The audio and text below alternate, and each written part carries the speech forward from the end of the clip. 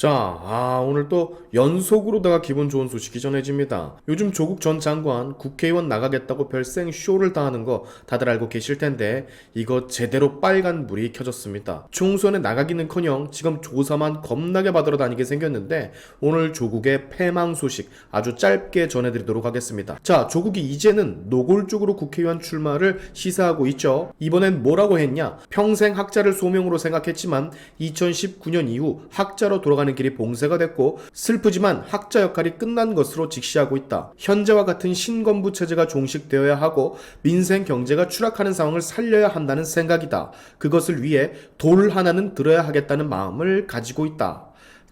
나 이제 좆됐으니까 불체포 특권도 얻을 겸 추락한 명예와 권력도 회복 좀 할 겸 국회의원 배지 한번 달아보겠다. 즉 내가 돌이 되어 내 한 몸 정부를 조지는데 던지겠다. 대충 이런 소리인데 본론에 앞서서 요거 하나는 반박을 하고 싶네요.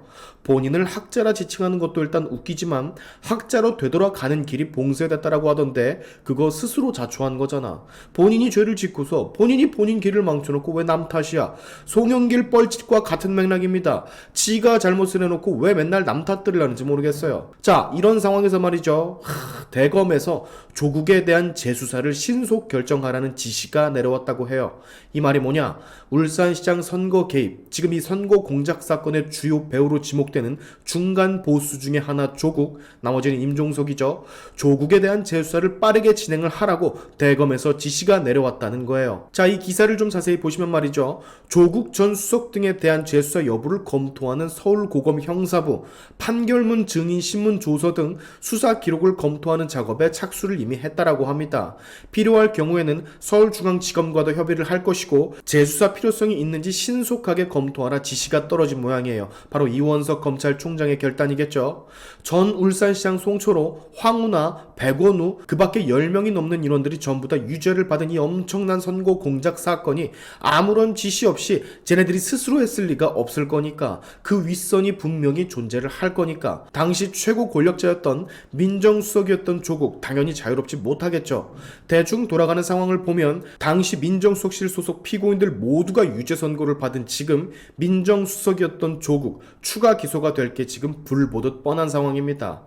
이렇게 되면 말이죠. 앞서 설명을 드렸지만 조국의 꿈, 총선에 나서서 국회의원이 되겠다는 그 꿈은 이제 산산조각이 난 것과 다름이 없는 거예요. 좆된 겁니다 그냥. 이 소식을 조국 지금쯤은 들었을 텐데 아마 또 검찰을 적폐로 몰고 갈 겁니다. 이래서 검찰이 문제라고, 검찰 개혁을 해야 된다라고. 분명히요. 아마 내일쯤, 이르면 오늘 밤쯤 조국은 피해자 코스프레를 다시 시전할 겁니다. 무리한 검찰 수사고 나는 이미 갈기갈기 찢겨졌는데 이게 또 무슨 짓이냐고. 검찰총장 비판을 할 거고 검찰을 싸잡아 비판을 할 거고 윤석열 대통령까지 비판을 할 거예요. 이번 대검의 조국 재수사 지시는 정말이지 조국의 위선과 내로남불 모순들을 한꺼풀 더 벗겨낼 사건이 될 겁니다. 지금 본인의 책 DK 눈물 어쩌고저쩌고 그거 홍보하러 다니면서 북콘서트 열고 있던데 그것마저도 지금 못하게 생길 수도 있습니다. 맨날 그 북콘서트장에서 헛소리 짓거리면서 피해자 코스프레 하는 거 보기 싫었었는데 너무 잘된 일이 아닐 수가 없어요. 민주주의의 꽃인 선거, 투표에 공작치를 해놓고선 어디 마음대로 돌아다녀. 빨리 죄값 받아야지. 그렇지 않습니까? 이렇게 울산시장 선거 공작 관련 조국의 수사가 이어진다면, 즉 당시 민정수석의 수사가 이뤄진다면 그 윗대가리 하나 남은 놈 문재인에 대한 수사 역시 그 길이 열리게 되는 셈이죠. 조국이 알아서 그 짓을 하진 않았을 거니까. 게다가 당선이 됐었던 전 울산시장은 문재인의 절친이니까 조국이 미쳤다고 스스로 잘 보이겠다고 알아서 선거 공작을 할 만큼 그 정도의 인물은 절대 아니라고 전 봐지고요. 어떻게든 문재인의 입김이 들어가 있을 텐데 총선이 여러분 가까워질수록 좌측 진영 정말 무지막지하게 박살이 나고 있죠.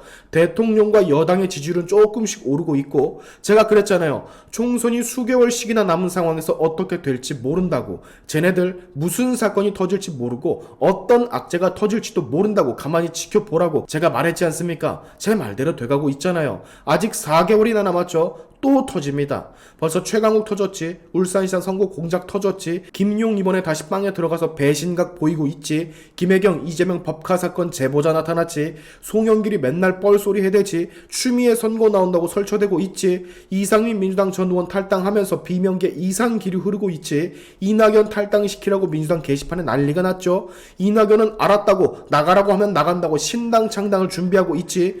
한두 개가 아닙니다, 여러분. 그에 반해 국힘은 이슈가 없어요. 혁신위는 점점 소리 없이 사라지고 있지만 민주당의 이 폭탄들로 인해서 묻히고 있지. 민주당이 신당을 창당하느니 쪼개지느니 하는 상황에서 이준석의 신당 역시 묻히고 있어요.